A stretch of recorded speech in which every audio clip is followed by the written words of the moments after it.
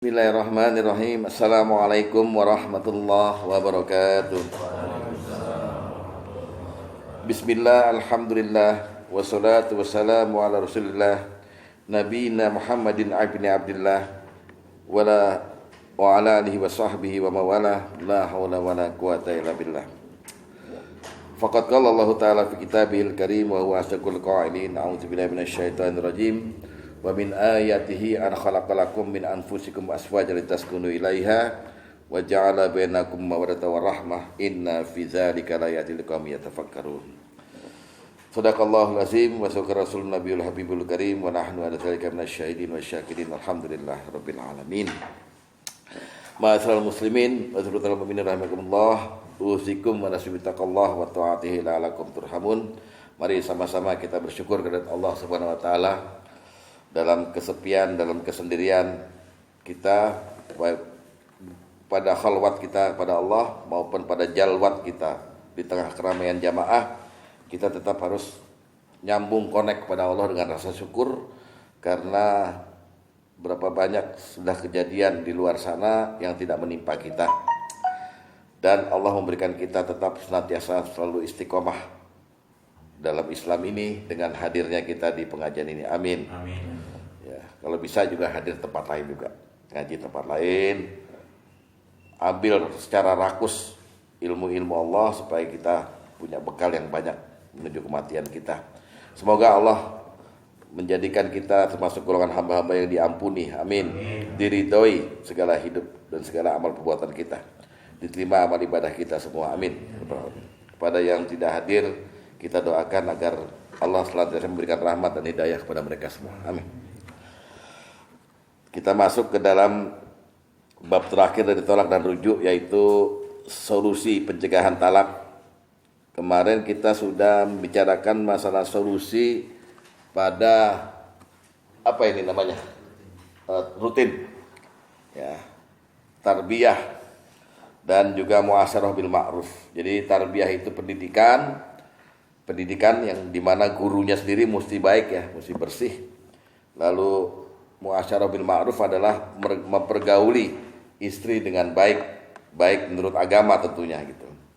Nah, kita beranjak kepada langkah kedua solusi, yaitu kita punya metode solusi yang insidentil, yaitu pencegahan, solusi preventif namanya. Karena dalam rumah tangga itu ada kehidupan yang dinamis kan. Kadang-kadang ada kebaikan di situ sampai lama, kadang-kadang ada kekesalan, ada masalah gitu. Yang akhirnya kita mesti punya juga patokan bagaimana cara menyelesaikan masalah itu gitu. Nah, di antaranya yang pertama adalah kita punya cara atau metode atau patokan di agama ini untuk mencegah konflik. Konflik itu kalau dalam kajian Islam, konflik antara suami istri itu permulaannya dimulai dengan dua hal, yaitu al-ghadab wal adawah, marah dan kebencian. Ini mulai. Nah, marah dan kebencian itu akibat adanya ulah atau perbuatan dari salah satu, entah dari istri, entah dari suami gitu. Ya kan? Atau juga bisa benci, marah ini timbul dari ketidakpuasan atas apa yang ada dalam diri pasangan gitu loh. Oh, ternyata dia itu serakah orangnya gitu. Tapi batin doang. Ternyata bini gue tuh orangnya serakah, matre gitu. Setelah kawin nih, itu bisa mulai bibit timbulnya itu kan. Atau si istri bilang, oh ternyata dia gak 100% mencintai saya nih. Kok saya sakit dia gak perhatian gitu. Masing-masing ego inilah yang berbenturan. Ya, misalnya kita pulang kantor, kan pengennya kan dibikinin kopi. Kalau zaman dulu bapak ibu kita mungkin malah dibukain kaos kaki kan. Sampai sekarang budaya istri kepada suami itu sangat melayani. Itu yang pakai bukan orang Islam, malah Jepang, Pak. Jepang dan Korea. Ya kan? Orang Jepang dan Korea. Istri itu tidak perlu menanyakan kenapa suaminya pulang tengah malam sambil mabok. Orang Jepang itu tetap suaminya didudukin, kaos kakinya dibukain, baju dibukain, gantiin piyama, tidur. Dah. Di Indonesia mungkin karena ada budaya juga, masuk adat istiadat. Tapi saya salut juga dengan kebiasaan orang Indonesia ini kalau istri menghadapi suami. Dan itu dituangkan dalam bentuk lagu. Bapak ingat gak lagu dari Cirebon, lagu dari Indramayu, judulnya Mabok Bae. Itu di video klipnya saya lihat, istri itu ngajarin dakwah pada suami itu, di refnya. Tapi sebelumnya istri itu mengeluh pada suaminya. Aduh pusing Kang, aduh pusing 7 keliling, rumah tangga, langka benere, saben dina mabok bae. Jadi istri itu memvonis, gue pusing nih punya suami kayak lo. Ini kan bibit ini. Kenapa? Karena tiap hari lo pulang mabok gitu. Lalu di refnya istri nasihatin. Ini lagu saya salut ini yang mengarangnya. Dia bilang begini, kudu mikirin masa depan, ya kan? Minum-minuman, mabuk-mabukan, rusak kayak badan gitu. Walaupun lagu dangdut gitu, tapi intinya terjadi konflik di sini. Suami tetap bertahan, dia pulang mabok, istri nggak mau lagi menghormati suami, malah memvonis seperti itu. Nah, inilah bibit-bibit konflik, termasuk keuangan, atau suami malas, atau istri terlalu berlebihan segala macam itu. Nah, itu nama. Gimana mencegah itu? Maka mencegah itu Rasulullah punya resep. Rasulullah selalu menekankan pada sahabat bahwa rumah tangganya ini yang sepetak itu adalah surganya. Baiti jannati. Rumahku surgaku. Sekarang saya tanya Bapak, apa pernah mendengar ada ayat, hadis atau Quran di surga tuh ada yang cacat? Ada yang negatif gitu loh. Nah, nggak ada. Surga itu tempat di mana kecacatan semua orang, kesalahan semua orang dihapus oleh Allah, diganti dengan kenikmatan yang bertambah setiap kita menikmatinya, bertambah.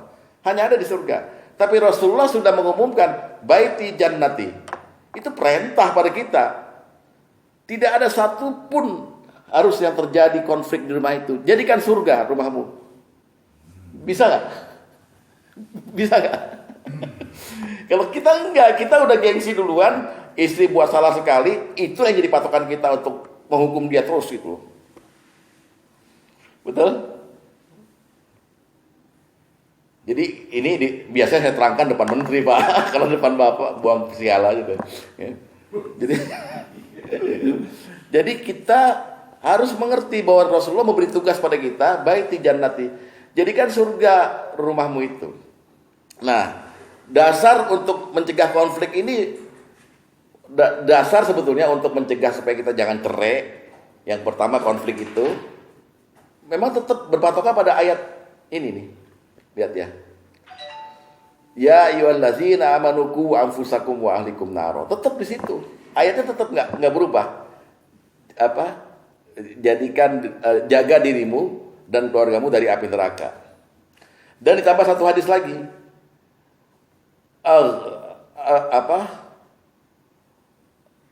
Abghadul halalu indallahi thalaq. Pekerjaan yang halal tapi Allah murka, Allah benci adalah talak.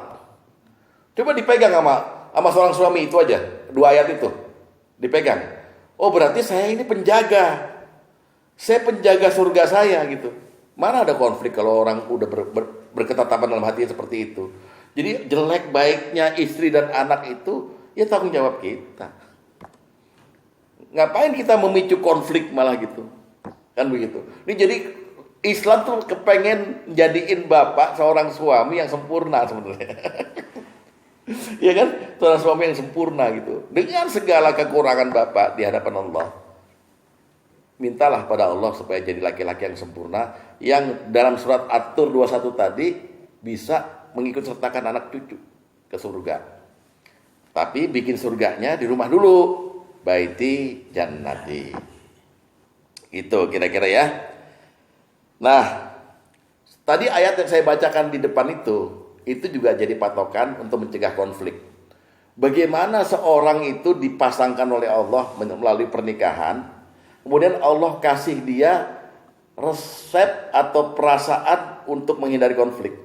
Wa min ayatihi an khalaqalakum min anfusikum aswaja litaskunu ilaiha. Litaskunu. Nih lihat ya. Dan di antara tanda-tanda kekuasaan Allah ialah diciptakannya pasangan untukmu, khalaqalakum, ya, aswaja pasangan, litaskunu ilaiha, dengan melalui pernikahan agar kamu tentram bersamanya. Sakinah.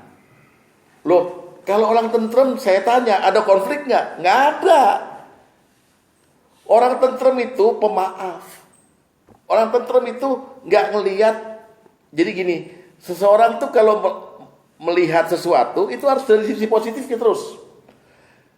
Rasulullah cerita, Nabi Isa itu orang yang nggak pernah negatif thinking. Nabi Isa jalan sama dua sahabatnya, ketemu bangkai anjing. Sahabat yang satu gini, bau. Yang satu lagi bilang, wah ada belatungnya. Nabi Isa bilang, sungguh bagus giginya. Jadi anjing itu mati, giginya kelihatan rapi gitu. Jadi yang dilihat positif dari sesuatu yang negatif. Tadi Allah bilang, an khalaqalakum min anfusikum aswaja. Aku punya kekuasaan menciptakan untukmu pasangan dari jenismu sendiri, dari manusia maksudnya, manusia dengan manusia.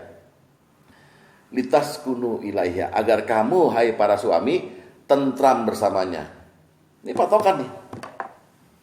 Abis tentram, udah nggak gerusak-gerusuk lagi, nyari-nyari cewek di luaran. Wa ja'ala bainakum mawaddata warahmah. Dan kami jadikan kamu di antara kamu, bainakum, antara suami istri, mawaddah warahmah. Rasa cinta, rasa magnet, lengket terus, warahmah. Dan ingin selalu memberi. Hanya memberi, tak harap kembali. Kalau kita enggak, kita tomak sebagai suami. Nih, udah gue kasih, gue harapkan lo bisa patuh dan taat pada gue.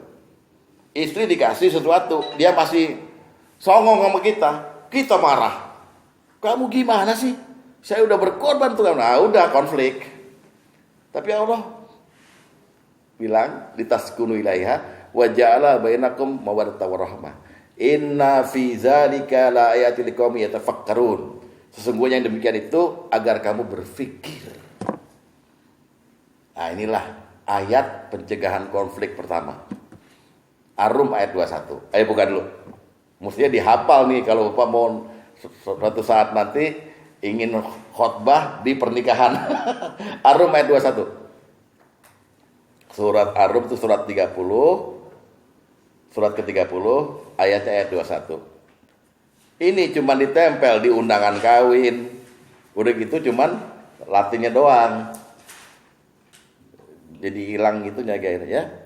A'udzubillahi minasyaitonirrajim wa min ayatihi an khalaqalakum min anfusikum aswaja litaskunu ilaiha. Dan di antara tanda-tanda kekuasaannya ialah diciptakan untukmu pasangan dari jenismu sendiri. Litaskunu ilaiha, agar kamu tentram atau tenang bersamanya.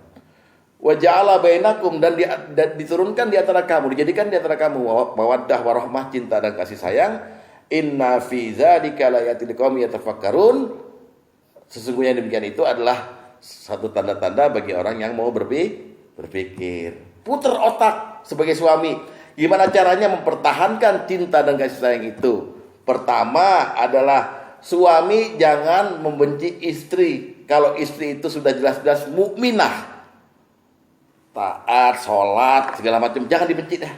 Ada sedikit lah, misalnya dia suka kentut atau apa, ya udahlah. Kita makan ya ada pembuangan gitu aja. Sebaliknya, istri juga jangan berlaku yang membuat suami benci. Nah ini, dua ini kalau dilaksanakan beres-beres aja rumah tangga malah kangen-kangenan malah ya. Coba kita lihat dulu hadis nomor 4. Tapi yang mulai konflik apa al-ghadab? Wal adawah. Wal adawah. Adawah itu permusuhan, kebencian, permusuhan. Ada yang bilang pulang mabok baik mabok. Ah. Nah, kalau saya pernah pulang sama suami hargain kalau gimana gue bisa menghargai kalau tukang main gaple? Ya, bagus. Itu istri pemberani itu, nggak apa-apa. Saya malah teken yang begitu. Sekalian. Dan itu akhirnya lebih saktinya istri bapak daripada bapak. Itu kalimat itu dibungkus dengan besi yang dipukulin ke tiang listrik. Teng, udah pulang deh. Hebat itu Bu Tari. Kagak mau ngelarang gitu Pak itu. Ya, hadis nomor 4 kita lihat. Inilah tugas suami agar menghindari konflik. Pertama, nah hadis nomor 4 dari Abu Hurairah, dia berkata, Rasulullah SAW bersabda, lihat, la yafraq mu'minum mu'minah. Janganlah suami yang beriman membenci istri yang beriman. Karena apabila suami tidak menyukai suatu perangainya, tentu ada perangai lain yang menyenangkannya. Cari positifnya. Ya Pak, ini kan sederhana hadisnya kan. Tapi jangan dibenci. Istri, maaf nih, dia datang ke kita, Papa kasih 10 juta kemarin, mohon maaf, 8 juta saya kasih sama adik-adik saya buat biaya kuliah gitu. Waduh, buat kita. Itu kan buat kamu beliin ini kan gitu. Enggak usah. Oh iya, ya udah, kamu dapat pahala. Kamu dapat pahala, saya pun dapat pahala yang memberikan gitu. Udah enak aja udah. Ya. Jangan dibilang pengeretan loh gitu. Ya jangan. Begitu pula buat istri, hadis nomor 8. Hadis nomor 8 lihat.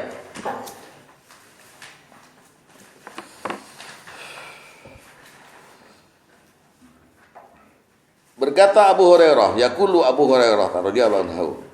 Pernah ditanyakan kepada Rasulullah SAW, ya, siapakah wanita yang paling baik? Ayyun nisa'i khairun.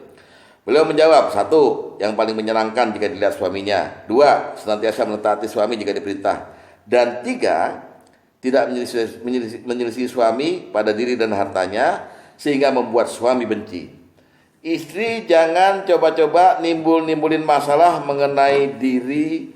Jadi dia nggak taat nih, berbeda pendapat sama suami. Iya aja dulu. Walaupun itu nggak disukai sama dia gitu. Jadi misalnya suami bilang, kita mungkin tahun ini nggak liburan dulu ya, nabung gitu. Padahal kita pengen liburan, mau pulang kampung ketemu orang tua. Iya aja dulu. Nanti kalau udah lagi habis jima atau apa, rayu suami. Mas nggak ada sedikit ya uang buat pulang kampung. Aku sendiri deh, nggak usah. Lagi kita gitu. Dan sehingga membuat suami benci. Jadi jauhi hal-hal yang membuat suami benci, baik pada hartanya maupun pada diri sendiri. Udah, kalau 2 ini tadi, suami jangan benci, istri jangan nimbulin benci, dilaksanakan, kok adem-adem aja sih rumah tangga? Mestinya ya, ya kan? Sampai sini, kira-kira ada masalah? Pak Tom, sampai sini ada masalah nggak? Sampai sini ada masalah nggak? Apa, Pak Basuki? Ilmu ini udah kelewat bagi saya. Kalau Betul, saya setuju. Artinya saya yang terlambat ngasihnya, Bapak yang terlambat ngaji. Capek nggak lo? Kalau saya ya saya bukan sekali lagi istri saya bukannya kan kembali kebanyakan yang orangnya dari daerah itu istrinya selalu mengajarkan pulang kampung. Tempat dia saja. Saya lu yang ngajarin pulang kampung. Bagus. Jadi ya ini kan mumpung orang tua lu masih ada, nah orang tua saya udah pada nggak ada. Apa namanya? Emang lu ada ongkosnya? Gua ngajakin lu, dia tuh begini, jadi pulang. Di sana kita ongkos ini. Nah, lu. Lu ngapain pokoknya betul lu pulang kampung. Emang kalau saya ke sana, dia di orang tuanya, saya saudara saya. Nyari ongkos pulang.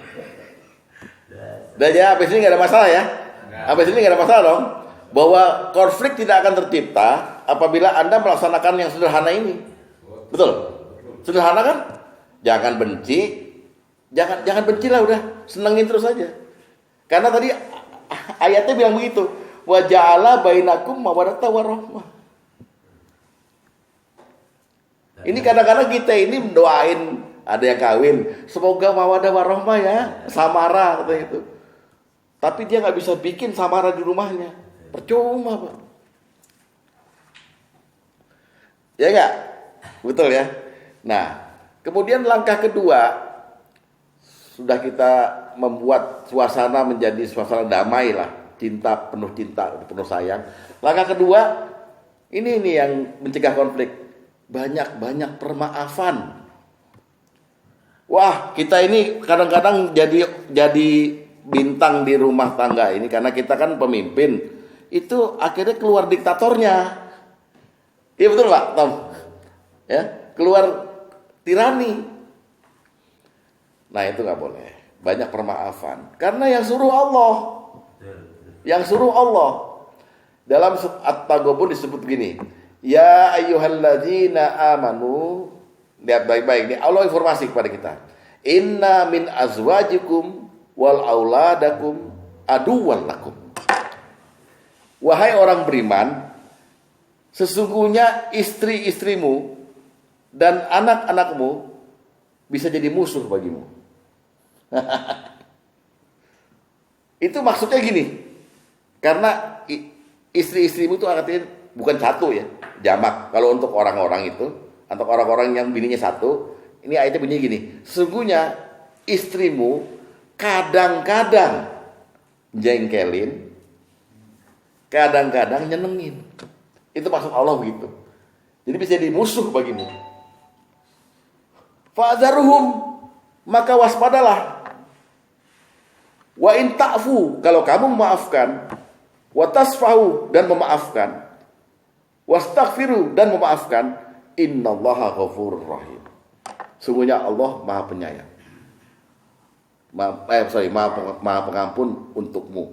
Jadi kalau kita ini menghadapi konflik, kesalahan istri dan anak yang jengkelin kita, buru-buru banyak pemaafan. Maafnya dibagi 3 sama Allah. Ya. Yaitu yang pertama, fa'fu, maafin. Masih jengkel, maafin itu. Watasfahu, dipanggil, dipegang palanya. Wastaghfiru, lupain bahwa dia pernah punya kesalahan. Kalau seseorang suami bisa begini, nggak disimpan kesalahan orang di dalam hati itu, aman. Jangan disidang Pak. Terkecuali nanti istri nusyus, lain lagi. Ini kesalahan kecil lah, biasa aja. Buka At-Taghabun, surat 64 ayat 14. Surat 64 ayat 14.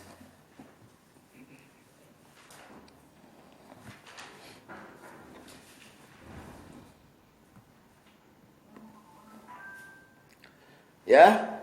A'udzubillahi minasyaitonirrajim. Bismillahirrahmanirrahim. Ya ayyuhalladzina amanu, hai orang yang beriman, inna min azwajikum wal auladikum aduwwan lakum. Sesungguhnya di antara istrimu dan anak-anakmu ada yang menjadi musuh bagimu. Ya, kadang-kadang membuat ulah segala macam lah. Fahzaruhum, maka berhati-hatilah atau waspadalah.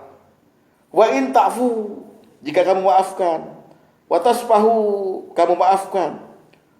Wastaghfiru, wa taghfiru, kamu maafkan. Fa innallaha ghafurur rahim, Allah maafin kamu. Jadi permaafan Allah pada kita bilang astagfirullahaladzim, itu tergantung kita maafin anak apa istri apa enggak gitu. Ya, paham ya? Jadi konflik pasti ada, maksudnya ada kesalahan di depan kita, tapi yang bijaksana dong menghadapinya. Gimana bijaksana? Lihat At-Taghabun ayat 14. Ada anak berantem sama emaknya gitu. Jangan lo, lancang ya berantem depan saya. Wah, jangan gitu, santai aja. Ini panggil dua-duanya. Saya maafkan dulu kamu semua. Jadi gini Pak, psikologisnya, kalau kita maafin orang yang belum minta maaf sama kita, orang itu nanti besoknya akan datang pada kita dengan senyum. Percaya apa saya? Ini ada orang nih berbuat ulah sama kita. Kita maafkan, ya Allah, aku maafkan. Maafkan dia ya Allah, ampuni dia. Malah kita doain gitu.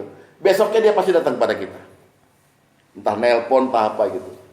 Digerakkan oleh Allah. Jadi Bapak jangan sekali-kali marahin orang, menasihatin orang karena dia berbuat salah. Tapi Bapak gak maafin dulu. Itu ada ayatnya. Khuzil afwa wa'mur bil urfi. Maafin dulu, baru dikasih nasihat. Jangan dimarahin dulu, baru dimaafin. Sama, orang kalau berbuat dosa, hatinya keras. Hati keras dicangkul sama itu gak bakal bisa. Orang kalau belum dimaafin, hatinya membatu. Sama dengan kita nyangkul tembok dulu Pak. Dok, balik lagi ke kita. Ya, paham ya? Jadi kita perlu memberikan permaafan. Wajib memberikan permaafan. Apapun kesalahannya, gitu. Ini mencegah konflik aja. Artinya konflik kita siram dengan maaf, adem. Kata Pak Basuki, nah udah lewat pelajaran begini. Walaupun dia nggak memaafkan kan sebetulnya, dendam. Justru itu kebanyakan orang. Orang salah sama kita, syukur biar mampu. jarang kita maafin, Iya. doain. Iya. Ternyata setelah kita tahu ilmunya, kalau kita mau diijabah doa kita mendoakan orang yang salah sama kita. Betul. Langsung Betul. kita dijabah Nah, luar dia. sekarang masuk ke dalam suasana wilayah praktek. Bapak baru beli motor. Cicilan pertama, motor RX King. Hilang. Itu malingnya Bapak sumpahin supaya kecelakaan, apa Bapak maafin? Sulit kan ayat ini? Paling malingnya udah kabur, dibilang biar mampus tuh maling. Tapi gak kita bilang sama Allah, ya Allah maafkan dia. Mungkin dia lebih butuh motor itu daripada saya. Gak ada orang yang begitu. Kenapa? Iya, karena ini adalah pekerjaan yang susah dan menantang. Jika berhasil, innallaha ghafurur rahim. Allah mengampuni kamu. Betul? Hah? Betul. Jangan disalahin ayatnya. Gitu. Tidak ada yang belum bisa. Iya, belum bisa. Nah, sebagai kepala rumah tangga, ini patokannya. Konflik tidak akan terjadi apabila kesalahan istri sama anak Bapak besar-besarkan sehingga jadi musuh, ada permusuhan antara kita dengan dia. Makanya Allah bilang, inna min azwajikum wal auladikum aduwwan lakum. Sesungguhnya istrimu dan anakmu itu akan jadi musuh bagimu. Karena dia nimbulin konflik. Oleh sebab itu, buru-buru hapus konflik itu. Lain ta'fu atau gitu. Ya. Selain itu juga gini loh, Ustaz. Gimana? Mencegah konflik itu ya sabar. Ya ini sabar ini. Kita tidak menambah masalah gitu. Tidak dibilang sabar kalau tidak memaafkan, Pak. Sabar tuh lahir dari memaafkan. Melepaskan, melupakan, ya sudahlah. Sudah terjadi. Memang sulit itu apa? Sulit ya?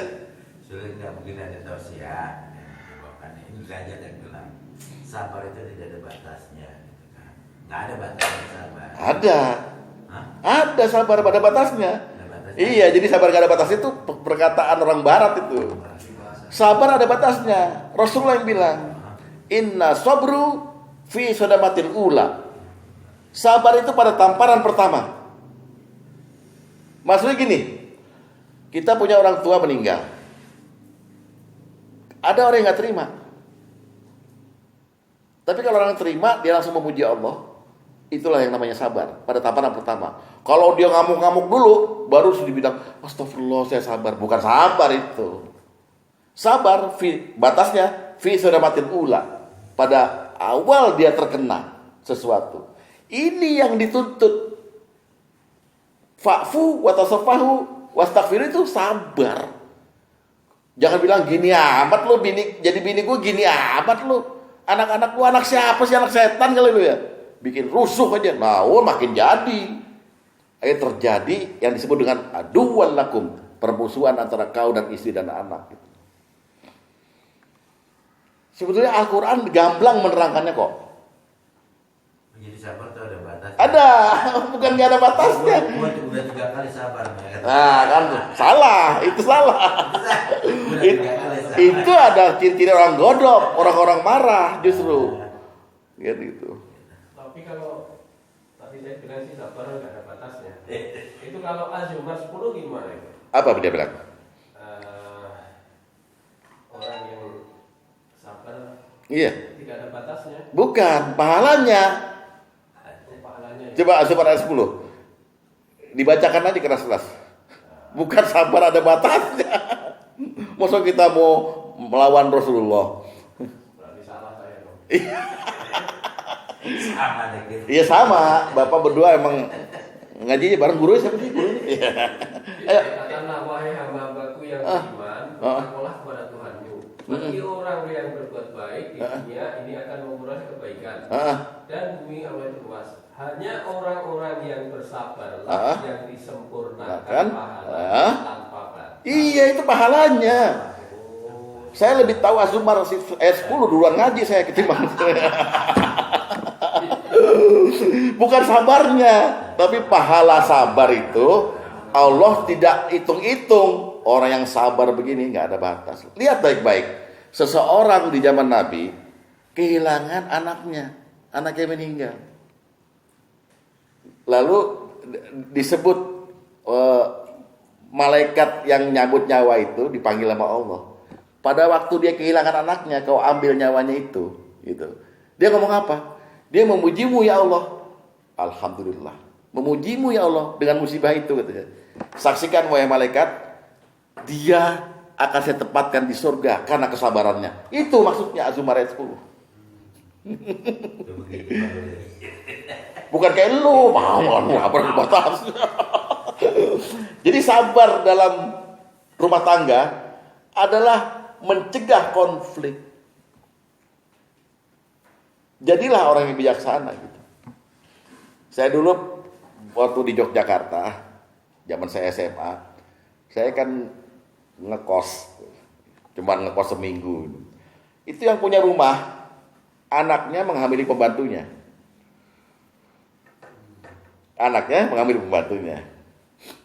Terus yang dia tahu, bapak tuh tahu dari pembantunya itu karena dia mau pulang aja, mau ke Wonogiri mau pulang. Kenapa?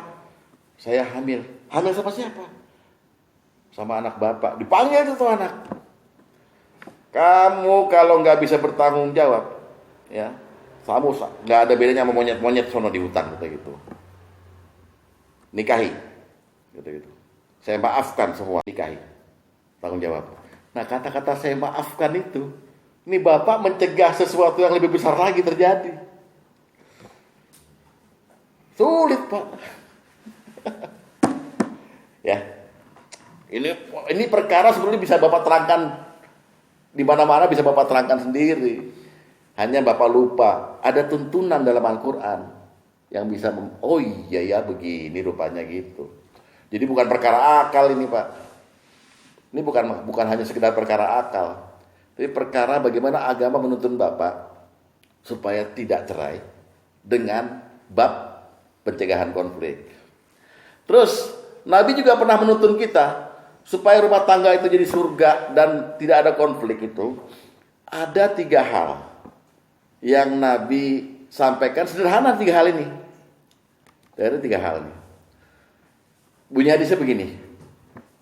Bunyi hadisnya dimulai dengan kata-kata tuba. Tuba itu berbahagialah, beruntunglah. Tuba liman asbaha ghazian wa bata hajan.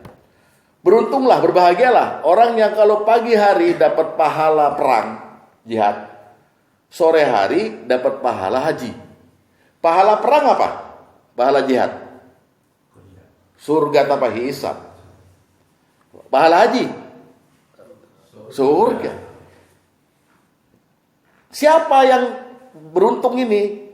Pertama, rajulun dzu'iya lil qani'un wa masturun yadkhulu ilaihim dhahika wa yakhruju minhum dhahika. Seorang laki-laki atau kepala rumah tangga yang qoniun. Qoniun itu nerimo. Saya itu Pak. Nerimo. Ya istrinya begini ya. Ini rezeki dari Allah istri ini. Ya anaknya begini ya udah. Kita minta tolong Allah supaya anak-anak ini nggak bandel lagi. Dibilangin ya dibilangin, tapi jangan bilangin kayak bapak tuh nabi gitu loh. Terus gitu. Satu qoniun. Istri juga qoniun. Nerima rezeki segini ya udah alhamdulillah sabar. Jangan kepengenannya ngelebihin daripada kemampuannya. Kedua masturun. Masturun itu bisa jaga rahasia. Bisa nutupin. Apa kelemahan suami jangan dibilangin sama tetangga. Suami juga begitu. Apa yang jadi kelemahan istri jangan dibilangin tetangga. Tutup kalau ada masalah. Tutup kalau ada konflik kecil. Ditutup jangan sampai orang luar tahu. Masturun. Kata Nabi. Yang ketiga, yadkhulu ilaihim dhahika. Masuk ke rumah senyum. Wa yakhruju minhum dhahika, keluar rumah senyum. Itu maksudnya ada masalah di rumah kalau keluar jangan dibawa, ada masalah di kantor kalau masuk jangan dibawa. Senyum. Beda kalau Bapak di kantor kebetulan dimarahin sama atasan, pulang-pulang dibawa pulang gitu. Mas, nah, mau ngopi nggak? Nggak. Mau makan dulu? Nggak. Abis pak rumah tangga itu. Ya, jadi ada 3 hal lagi. Yaitu pertama, qoniun. Ya wes lah, ini ya hidup kita ya begini. Bersahaja aja. Masturun, saling menutupi rahasia rumah tangga jangan keluar. Yang ketiga, yadkhulu ilaihi dhahika wa yakhruju minhum dhahika. Nah, dalam konteks memaafkan, Yuk. kita ini harus punya modal atau bekal, ya kan? Jadi nggak mungkin nurani itu akan memaafkan kalau kita tidak punya bekal, Ya. atau bisa menjadikan lip service saja, tidak ada efeknya. Ya. Ya. Mungkin hanya menyenangkan sesaat. Ya. Tapi modal yang saya maksud ini adalah kalau saya kembalikan kepada Allah. Pertama, ini adalah takaran buat saya. Kalau aku bukan takaran aku, pastinya bukan buat aku. Karena Allah sangat hebat dalam mengukur kadar. Jadi yang namanya kelakuan apapun untuk si istri sama kita yang harus kita maafkan, itu adalah bagian kita. Kalau kamu tidak mau, baikkanlah dirimu dulu. Perbaiki dirimu. Nah, jadi balik ke maaf tadi, kita harus punya modal suatu pemahaman bahwa itu adalah bagian dari ukuran Allah memberimu. Itu yang saya ambil. Bukan sabar ya Pak, memaafkan. Ya kan? Nah, kalau sabar kan konteksnya sabar pun harus punya modal Pak. Gitu. Nah, baru kita bisa memaafkan. Sebab kalau orang yang nggak tahu diri, ya bagaimana bisa memaafkan seorang istri? Bahwa dia taunya dia memberi nafkah, kalau nggak sama saya kamu nggak makan, macam mendidik tarbiyah pun juga nggak ada, tapi expecting the best result, memberi tauladan pun nggak ada. Nah kalau itu terjadi, itulah bagianmu, itu udah ada hasil karyamu. Kalau ingin baik, perbaiki dirimu. Itu menurut saya modalnya. Baru kita bisa memaafkan kan? Iya. Itu teori pribadi saya. Enggak apa-apa. Itu teori juga sejalan dengan ayat tadi kok. Karena Allah bilang kan, sesungguhnya istri dan anakmu akan jadi musuh bagimu. Sesuai kadar masing-masing kemampuan dan keinginan untuk menerimanya. Ayat ini kan tentunya. Jadi misalnya istrinya Pak Tom berbuat salah di hadapan Pak Tom, belum tentu dinilai salah yang besar oleh suami orang lain. Yang ngerti gak? Jadi masing-masing memang modalnya juga kan beda-beda kan tiap suami. Beda-beda. Tapi basically ya, kebanyakan kita ini khilafnya bahwa kita itu lebih baik daripada istri. Iya. Itu tadi yang saya bilang. Itu Iya. pada prinsipnya. Itu yang saya bahasakan dengan diktator tadi, Pak. Gitu. Iya. Jadi saya imam, ya kan? udah digelari imam soalnya. Qawwamuna 'ala nisa. Udah bertingkahnya di situ. Kalau bahasa Bapak mungkin hilaf, bahasa saya songong, Pak. Jadi bapak-bapak yang merasa lebih baik dari istri ini mesti ngaca kan itu ya. Gitu. Saya lebih banyak mengkoreksi diri saya sendiri kalau itu terjadi. Merenung sendiri, kenapa ini kejadian sama aku ya? Iya. Because itu adalah the mirror of you action. And you were not the best teacher. Gitu kan? Iya. Ya, dari awalnya Anda nggak berdidik. Kamu menggaulinya tidak baik. Iya, gitu. Iya. Terus pengen hasil baik. Nonsen lah. Bisa-bisa dengan dua ini nggak sempurna, Anda yang jadi pemicu konflik malah. Iya kan? Dengan kediktatoran segala macam. Gitulah kira-kira. Ya. Terus satu lagi mungkin dalam apa ini muasyarah Bil ma'ruf. Jangan cari-cari kesalahan. Ini suka nada-nada nih suami kita. Apa bandingannya atau kemana dia komparasinya nggak tahu saya. Ya kan? Ngada-ngada aja, kayak dirinya udah sempurna banget gitu. Tapi saya kalau salah, saya ambil opportunity itu. Saya tegur habis. Saya nggak lewatin, saya anggap itu opportunity. Ya. Saya tunggu nih. Nah, kalau salah ini, gue baru harus ngomong. Gitu. Kalau nggak, saya let it be aja udah. Gitu. Nggak nyari-nyari. Saya kebetulan ya istri-istri saya itu orang-orang agak keras gitu kan. Saya juga nggak. Ya itu bagian saya, saya lagi begitu lagi saya. Jatahnya begitu jatahnya. Dari Allah jatahnya begitu. Iya, jatahnya begitu. Ya. Jadi banyak permaafan, ya. Perlu itu ya, dengan modal ya. Dan juga tadi yang saya katakan, Rasulullah secara teknis memberitahu kita bahwa untuk mencegah konflik itu, yang pertama qoniun, nerimo kita. Kayak Bapak tadi bilang, yang kedua masturun, rahasia hanya ada di lingkungan rumah tangga, jangan sampai keluar. Dan yang ketiga adalah senyum dibudayakan. Waalaikumsalam. Hadis nomor ke-11. Hadis 11, lihat. Hadis nomor 11.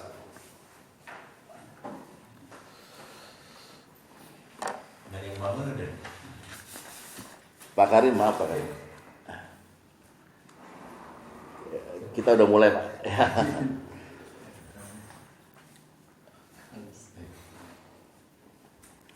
Hadis nomor 11 dari Abu Sa'id Al-Khudri radhiyallahu anhu, dia berkata Rasulullah SAW bersabda, "Tuba liman asbaha ghasiyan wa tahajan." Berbahagialah bagi siapa yang pagi hari selalu dapat pahala perang, sore hari dapat pahala haji. Yaitu satu, ya, rajulun qaniun, orang yang satu punya sifat qaniun, yang nerimo. Dua, sifat masturun, menjaga rahasia, menutupi. Yang ketiga, yadkhulu ilaihim dhahika wa yakhruju minhum dhahika, masuk ke dalam keluarganya dengan senyum dan keluar meninggalkan keluarganya juga dengan senyum. Jangan senyum sinis, Pak. Senyum aja. Senyum. Ya, alhamdulillah. Pas pulang senyum. Makan ada apa? Iya, gitu, Pak. Karena tambahin senyum ya. Kan biasanya enggak ente. Dari Indomie. Pakai telur ya sama daun kesim. Kalau tadi Pak Atom itu kan sebelum kejadian. Nah, sekarang kondisinya saya udah kejadian. Udah kejadian. Nah, saya melihatnya malah begini. Ini adalah teguran Allah dan ujian Allah terhadap saya. Iya. Nah, jadi bagaimana saya sikapi Ah. kondisi yang terjadi masalah. Nah, kalau menurut Pak Ustadz gimana? Ya kalau kan bapak ini sekarang ceritanya mau pisah apa masih mempertahankan? Sekarang sih udah saya anggap udah nggak ada. Ya udah kalau gitu kan udah nggak usah ada solusi lagi dong. Buat berikutnya. Bukan berarti saya anggap udah nggak ada, saya nggak ini. Artinya saya melihat dari kondisi yang ada, kayaknya memang sulit untuk mempersatukan kembali gitu. Makanya saya yang harus mempersiapkan diri untuk sendiri. Untuk sendiri, ya udah. Jadi artinya tidak ada lagi solusi untuk mencegah konflik kan. Nah, gitu. Tadinya kalau bapak tanya ini sebelum dia pergi dari bapak, maka itu namanya terjadi syikok. Syikok itu adalah ini buat ini ya, buat konflik ya. Syikok itu adalah konflik antara suami dan istri yang sudah tidak ada lagi, dua-duanya keras kepala. Dua-duanya keras kepala. Jadi dua-duanya sama-sama punya argumen yang mau saling menang sendiri. Itu namanya syikok. Nah, Al-Quran kemudian mengarahkan kita, apabila terjadi syikok, maka panggil salah satu keluarga dari bapak, salah satu keluarga dari istri. Namanya hakamain, dua hakim. Buka An-Nisa ayat 35. Surat An-Nisa ayat 35.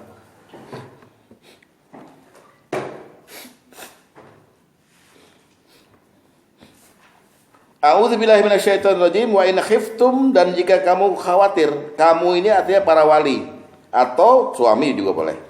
Wa in khiftum, dan jika kamu khawatir, syikok, ada sengketa yang berat bainahima, antara keduanya suami istri. Jadi syikok itu udah maksimal nih, udah nggak bisa dibilangin dua-duanya. Ya. Maka fab'asu hakaman min ahlihi wa hakaman min ahliha. Maka kirimlah seorang hakim dari keluarga laki-laki, seorang hakim dari keluarga perempuan, sebagai juru bicara yang pengen apa sih lo sebenarnya? Suami pengen apa lo? Istri pengen apa lo? Hakim ini yang ngomong kepada hakim di tengah-tengah, ustadz kek, siapa kayak gitu. Oke. Kalau enggak bisa. Karena dua-duanya udah nggak bisa berkomunikasi, saling membenci yang dalam. Udah perang bintang. Nggak bisa lo udah susah. Udah sikap, maka si pengamat ini, si walinya kayak atau siapa, atau suami yang udah keras kepala, gue juga keras kepala. Oke. Gue panggil Datu utama dewan, Solo panggil Al-Ustadz Lulit dari cewek itu. Nah, gitu. Jadi konflik itu bisa dicegah, jangan sampai talak dengan adanya hakim dua ini dan hakim di tengah-tengah. Kalau tadi udah nggak bisa dilaksanakan, mas turun, koniun, sabar, pemaaf, udah nggak bisa dimaafkan, ya udah panggil hakim. Ini suruhan Quran.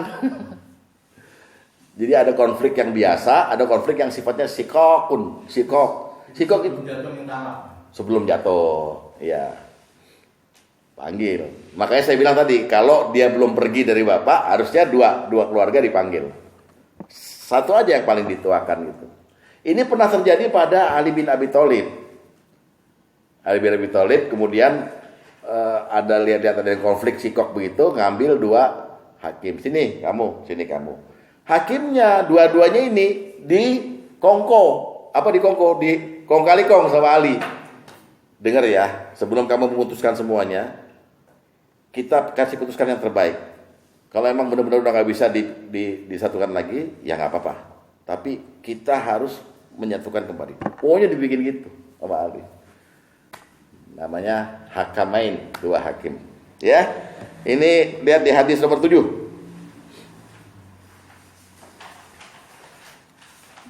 Ini adalah asbabul wurud dari ayat tadi, An-Nisa ayat 35. Dari Ubaidah tentang ayat tadi itu ya, wa in khiftum tadi, dan jika kamu khawatir dia persengketaan sebagainya itu.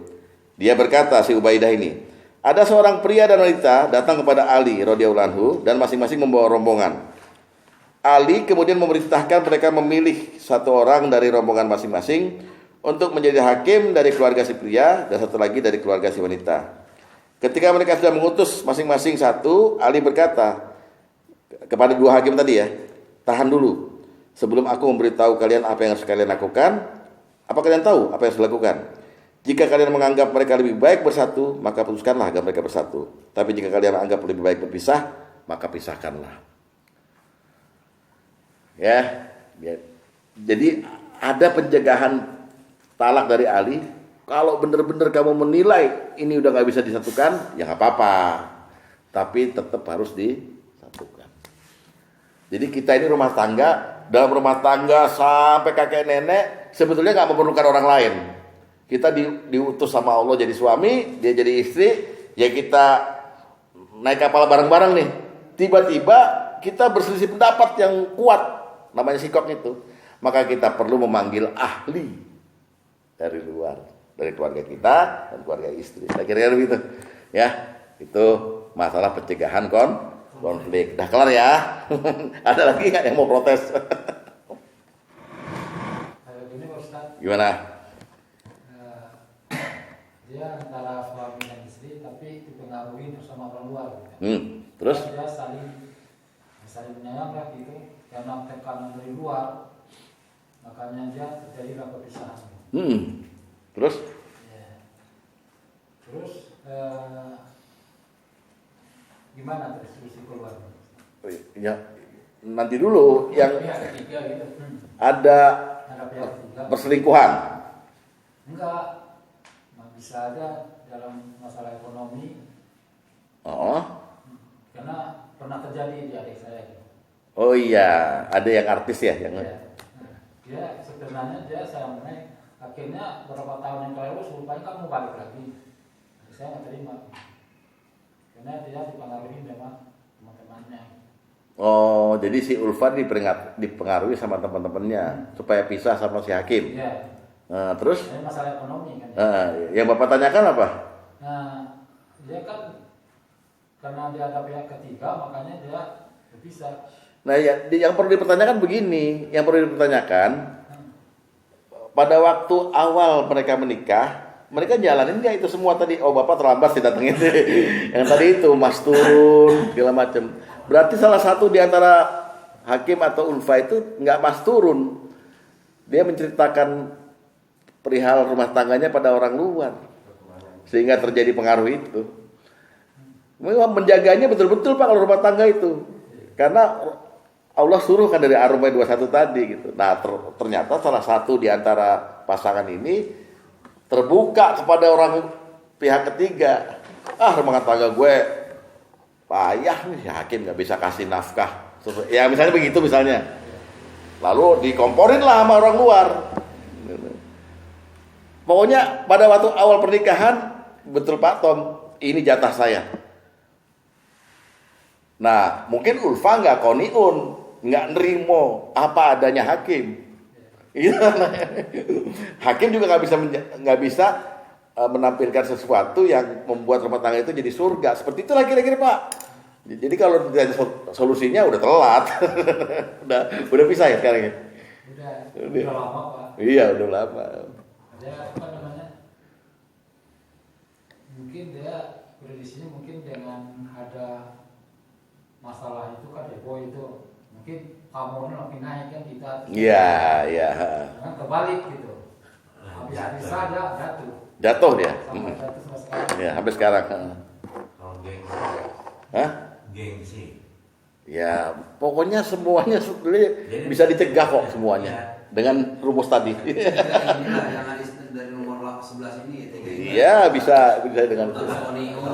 Kalau di rumah saya, rumah tangga saya tuh ya ini terus terang seumur saya berkeluarga hanya satu kali dia mengucapkan kata maaf sama saya gitu. Kalau ini kan jaga gengsi kan, kalau ribut biasa kecil-kecil. Kalau gue ngajak udah 3 hari, gue ngajakin lu gue gengsi, gue keluar lah. Gue senjatanya kita keluar dah. Nggak lama dia telepon aja. Lu ngapain telepon? Sejari gitu. Ya sebetulnya minta maaf tuh nggak wajib. Minta maaf tuh jembatan untuk kita memberi maaf. Yang wajib kan memberi maaf. Iya, memberi maaf. Cuman ini secara ini memang kan apa namanya? Ya dia ya kalau pendapat saya tuh lu salah begini Pak. Ya membantah gimana? Ya udah marah dah. Nah 3 hari nih. Ya kita pengen gue gengsi lu yang salah duluan. Jadi gue pergi aja. Ya belum maafin. Dan satu lagi Iya. berkaitan dengan anak. Oh. Balik lagi tadi 64, 14. 14. Bagi masing-masing suami dan istri, berbicaralah kepada anak, hormati, sayangi mamamu. Dan bagi si istri, hormati papamu. Jadi sepertinya outsider yang bilang ke dia bahwa hormati dia. Kalau kita sendiri yang bilang, lu mesti hormat sama gua. Itu nggak efektif. Kan? Tapi kalau ibunya yang nyuruh, bapak lu bilang apa? Lu harus patuh ke dia. Terus si bapak juga, kok mama begitu sih? Mama lu harus sayangi. Nah itu harus playing each other di situ kan. Sehingga di situ juga mendatangkan ketenangan jadinya. Oh, rumah kita surga, gua dihormati sama anak gua disayangi sama anak gua. Ini harus di kampanye nih. Bukan yang bersangkutan yang kampanye, tapi orang lain yang mengkampanye. Iya. Bukan diri dia gitu loh. Walaupun orang lain juga ada di lingkungan itu kan itu ya. ya. Gitu loh. Itu butuh juga buat rutinitasnya gitu, Mas. Iya. Itu di tarbiyah tuh ya. Iya. Kadang-kadang alah bapak lo tahu sendiri kayak apa. Yang begitu lo dengerin. Nah si ibu bilang ini malah jadi kompor Malah deh. Nah si bapaknya juga bilang malu-malu tidur dulu. Jadi kayak apa tuh keluarga jadi kalau begitu? Iya. Malah ada satu keluarga. Makanya jadi musuh karena kau yang membuat itu musuh. Iya. Yang memicu. Iya. Ada satu keluarga.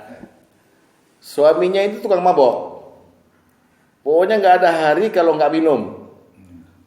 Anaknya udah ditenangin sama ibunya. Jelek baik itu bapakmu, nggak apa-apa udah biarin. Ibunya jual gado-gado nih. Nah si bapak tukang mabok gitu. Suatu hari bapak insaf, ajan di masjid.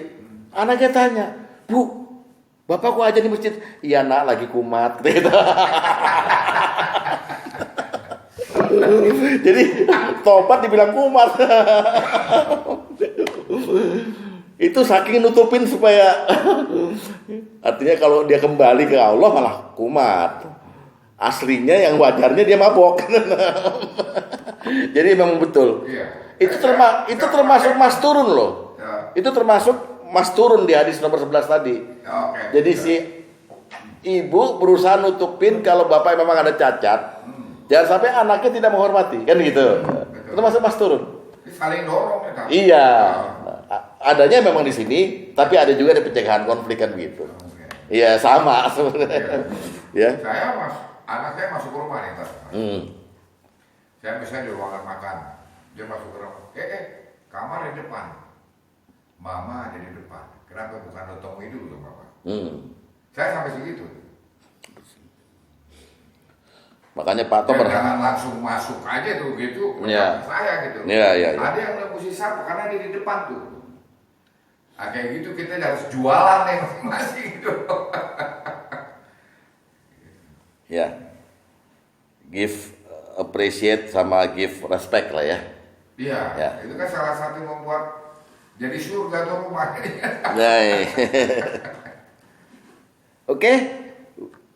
Udah gak ada pertanyaan, sekarang kita masuk ke nomor 2. Mencegah untuk hidup liberal. Hidup. Nah kita ini rumah tangga itu Muslim ya, bukan, saya gak bicara agama lain. Muslim, rumah tangganya wajib untuk dijadikan hidup Islami. Hidup Islami.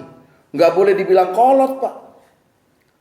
Kalau perlu setiap hari dari mulutnya si imam ini ada perkataan qalallahu ta'ala. Atau waqala Nabi sallallahu alaihi wasallam. Paling enggak kalau nggak tahu bahasa Arabnya, Nabi pernah begini bilang gitu. Terjemahannya boleh. Ayat Quran boleh. Tapi harus hidup itu. Kalau satu hari Bapak nggak baca Quran, apa kata Rasulullah? Rumah kayak kuburan. Nah, Quran itu kan bukan cuma buat dibaca, didengerin, tapi diajarkan, diamalkan, dipahamkan gitu. Nah, ini kaitannya adalah dengan perintah Allah agar setiap individu dari Bapak, bukan hanya rumah tangga, individu itu menjadikan Islamnya kafah. Ini perintah loh. Ya ayyuhallazina amanu dukhulu fis silmi kafah wala tattabi'u khutuwatis syaitan innahu lakum aduwwum mubin. Lihat baik-baik, ada dua perintah di situ, ada perintah dan larangan. Satu bilangnya, wahai orang beriman, masuklah kamu ke dalam Islam secara total. Total tuh gini, fokus bahwa hanya Islamlah yang bisa menuntun Bapak menjadikan rumah tangga ini harmonis. Hanya Islamlah yang bisa menuntun Bapak untuk, bukan pakai akal. Kalau akal, timbul liberal ntar. Kita ada hak dong nikmatin dunia ini. Wah, nggak bisa gitu. Timbul open minded. Open minded. Istilah sekarang. Jadi dasarnya itu perintah pada tiap individu di Al-Baqarah 208. Coba buka Al-Baqarah 208. Bahwa setiap individu itu yang beriman wajib untuk masuk Islam, hidup secara Islam secara total. Menjadikan Islam sebagai patokan way of life. Patokan hidup. Itu dulu patokannya. Jadi nggak liberal, nggak open minded. Buka dulu Al-Baqarah 208. Yo, siapa bilang ngapal?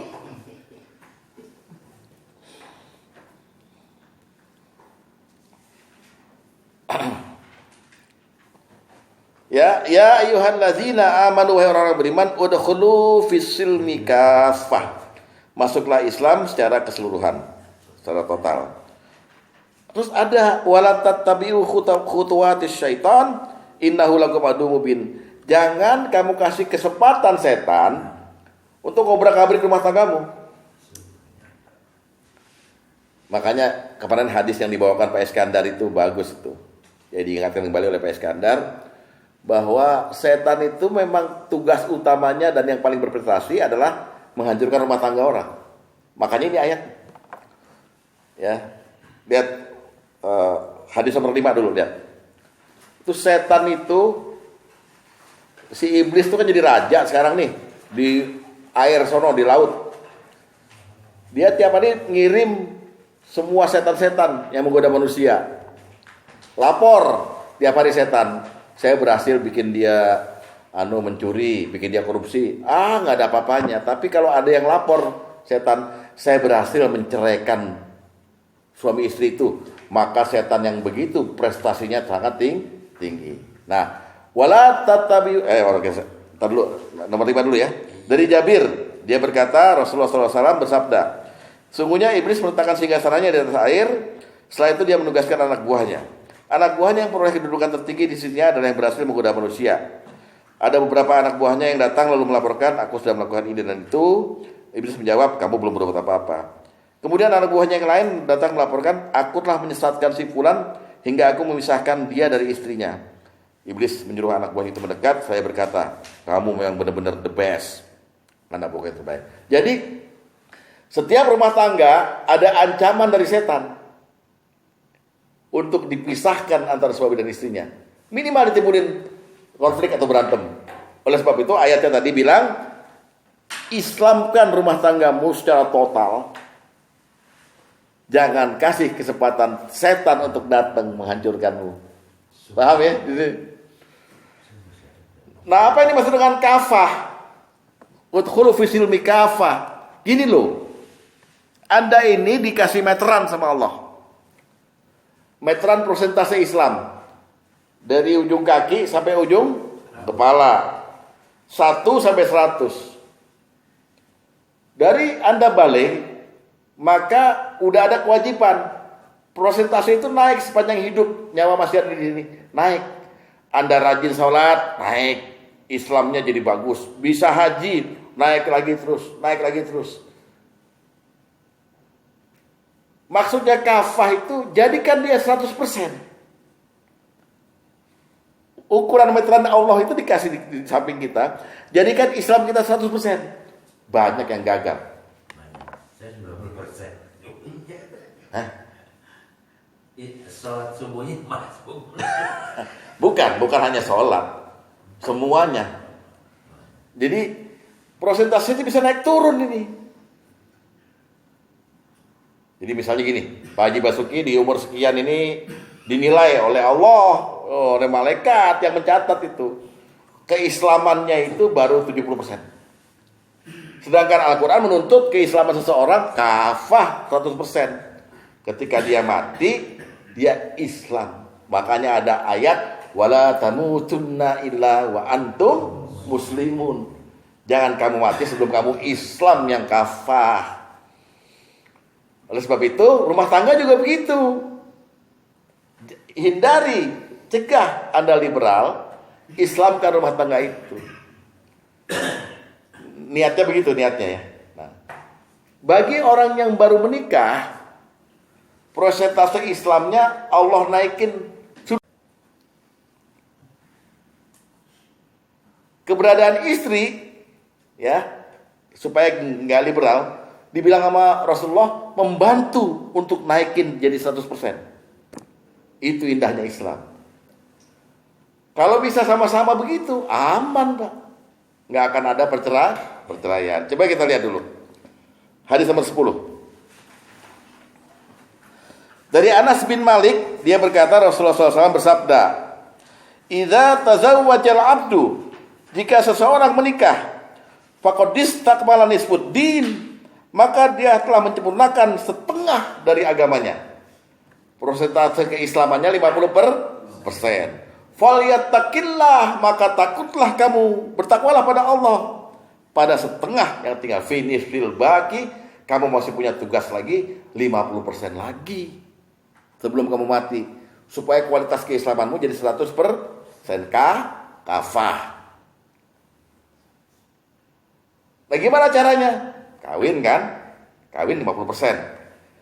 Barang-barang istri, kalau kita minta supaya bisa naik, barang-barang istri kata Rasulullah, naikin tuh persentase. Pilih istri yang solehah. Lihat hadis nomor 2.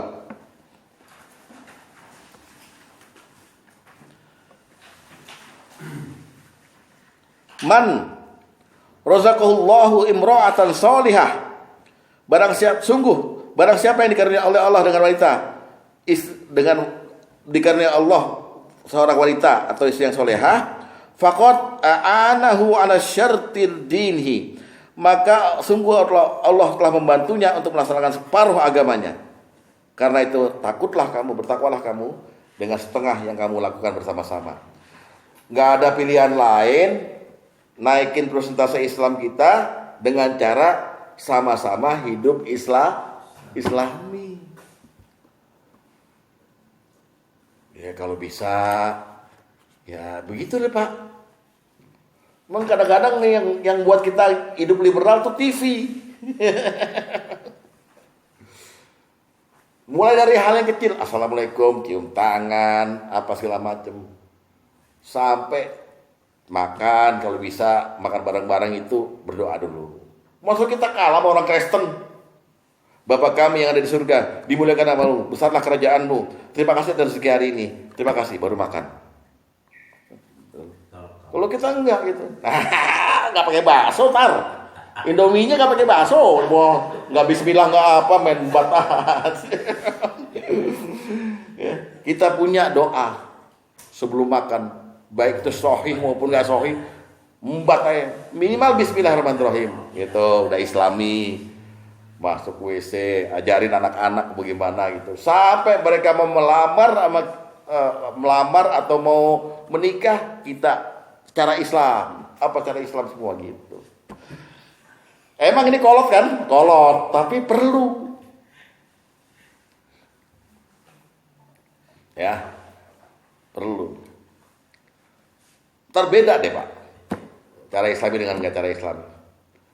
Tapi ya Bapak juga jangan muluk-muluk. Wah, kalau gitu, kalau kita mesti cara Islami berumah tangga, Rasulullah menyuruh kita kalau jima jangan buka pakaian. Ikut Rasulullah aja. Wah, udah kacau malah. Ya tetap buka pakaian nggak apa-apa. Ya, itu mencegah hidup liberal dengan mengingat bahwa kita mesti menyempurnakan Islam bersama-sama dengan istri. Ya nggak ada jalan lain. Islam jadiin kehidupan kita sehari-hari. Jadi kalau dikasih tahu sama istri, Mas, kemarin tetangga kecelakaan gitu. Kalau belum Islami kan, mak jirodok. Sekarang lain. Innalillahi wa inna ilaihi raji'un. Wah, ada kata-kata Allah di situ. Terus ngomongin ayat, ngomongin hadis, jangan ngomongin saham aja. Ngomongin apa jangan. Ya. Deh. Ya, kelihatannya sepele kan, tapi perlu diperjuangkan. Jadilah ustadz di dalam rumah Anda, gitu loh maksudnya. Jadilah kiai dalam rumah Anda. Istri jadilah bunyai. Istrinya haji, istrinya ustadz gitu. Anak-anak jadilah santri. Santri dalam rumah gitu. Ya. Gimana? Ada yang mau protes? Terakhir, istiqomah dalam pengawasan. Pengawasan kemana? Ke pengawasan ke atas tadi dan pengawasan ke bawah ini nanti.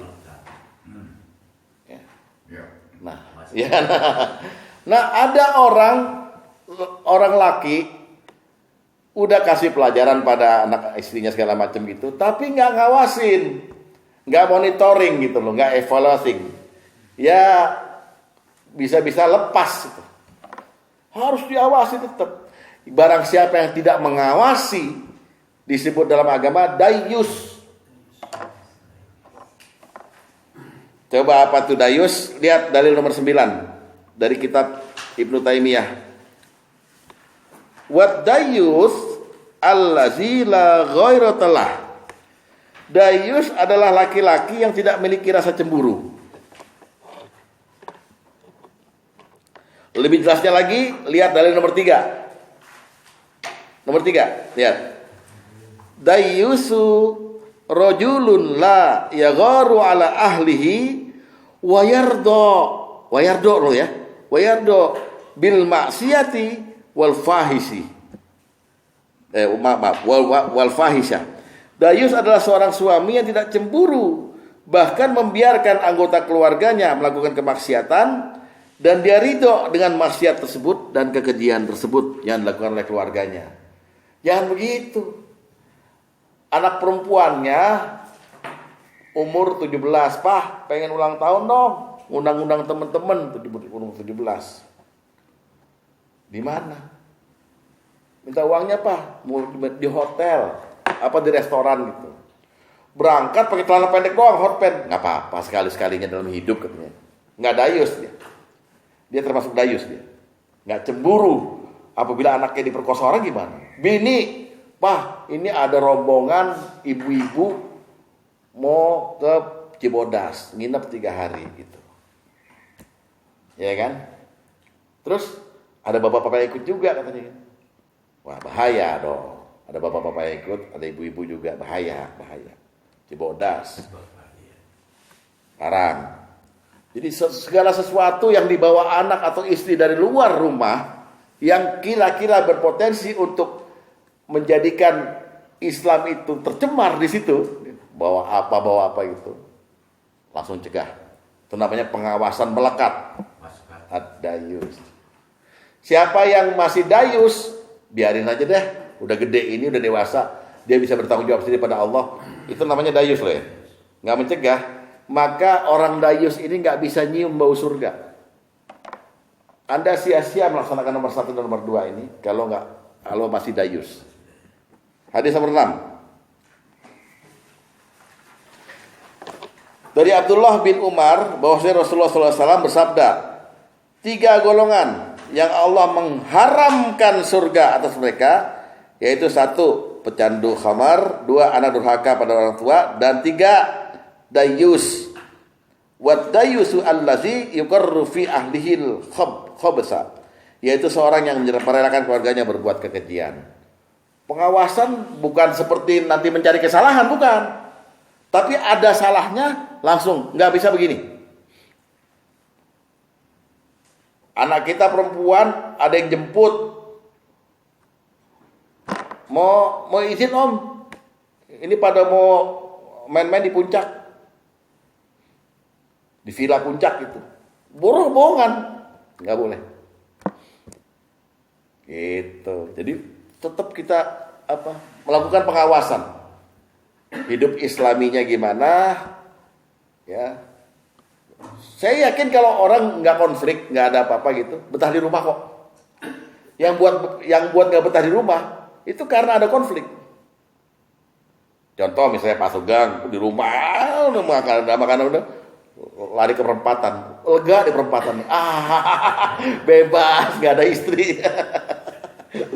Ya, gitu aja dulu malam ini. Ya, 3 kali pertemuan lagi kita akan bicarakan yang nomor 4 dan nomor 5. Semoga bermanfaat. Usikum binafsi bittaqallah. Wassalamualaikum warahmatullahi wabarakatuh. Waalaikumsalam.